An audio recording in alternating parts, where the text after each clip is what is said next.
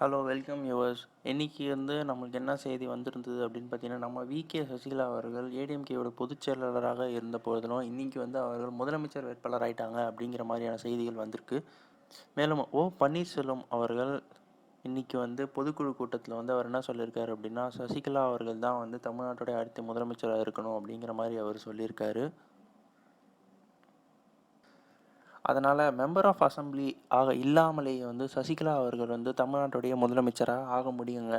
ஆனால் அது ஒரு குறிப்பிட்ட காலம் வரைக்கும் தாங்க, 6 மாதம் வரைக்கும் தாங்க அவங்களால முதலமைச்சராக இருக்க முடியும்.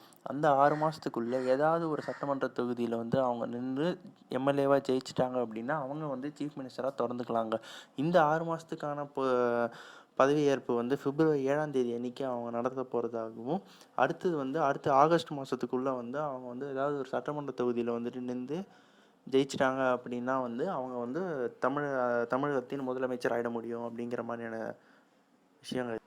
இதுக்காக அவங்க எங்கே நிற்கலாம் அப்படின்னு பார்த்தீங்கன்னா நம்மளுடைய மறைந்த முன்னாள் முதலமைச்சர் ஜெயலலிதா அவங்க இருந்த ஆர்கே நகர் தொகுதியில் அவங்க நிற்கலாம். ஆனால் ஆர்கே நகர் தொகுதியில் அவங்களுக்கு எந்த அளவுக்கு ஓட்டுகள் சாத்தியமாக அமையும் அப்படிங்கிறது தெரியல. ஆனால் அதுக்கு பதிலாக தங்களுடைய கட்சியில் இருக்கிற வேறு ஏதாவது தனக்கு சப்போர்ட் வரக்கூடிய ஒரு இடத்துல இருக்கிற எம்எல்ஏ யாரையாவது தங்களுடைய பதவியிலிருந்து கீழே இறங்க சொல்லிட்டு அந்த இடத்துல நின்று அவங்க ஜெயித்தாங்க அப்படின்னா கண்டிப்பாக சசிகலா அவர்கள் முதலமைச்சர் ஆகிறதுக்கான வாய்ப்புகள் நிறைய இருக்குது.